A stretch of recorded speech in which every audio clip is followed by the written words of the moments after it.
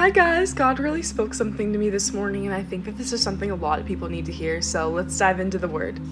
So we're going to be in 1 Samuel passage 16. So we're going to be starting in verses 7. So it says, "But the Lord said to Samuel, do not look on his appearance or on his height or of his stature, because I have rejected him. For the Lord sees not as man sees. Man looks on the outward appearance, but the Lord looks on the heart."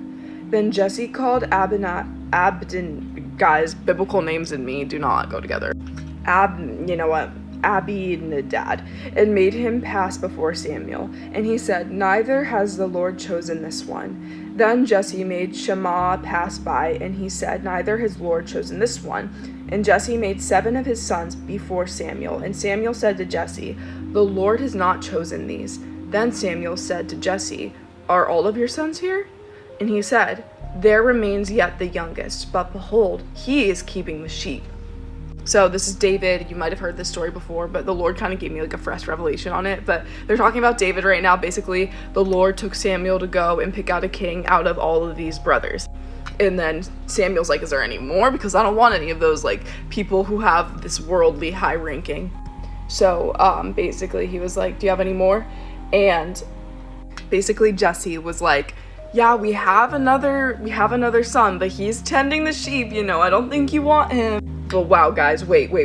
So it says, "And Samuel said to Jesse, 'Send and get him, for we will not sit down till he comes here.'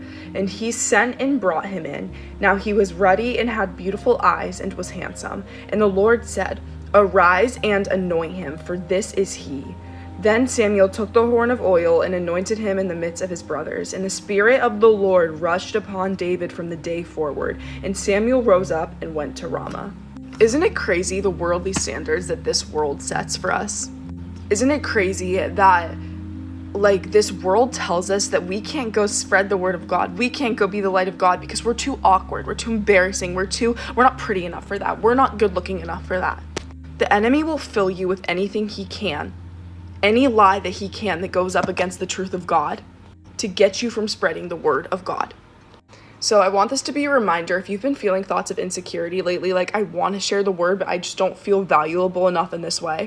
God doesn't look at the outward appearance, but he looks at your heart and how much fruit it's producing. And if you're like, what do you mean by fruit? I mean the fruits of the Spirit: love, joy, peace, patience, gentleness, kindness, and goodness, and faithfulness, if I didn't say that already. So I just want to remind you guys that don't let the enemy keep you from spreading the gospel because of some dumb worldly standard that's going to fade away at the end of the day. God made you fearfully and wonderfully, and he has a plan for you. So go and share the word, because there's so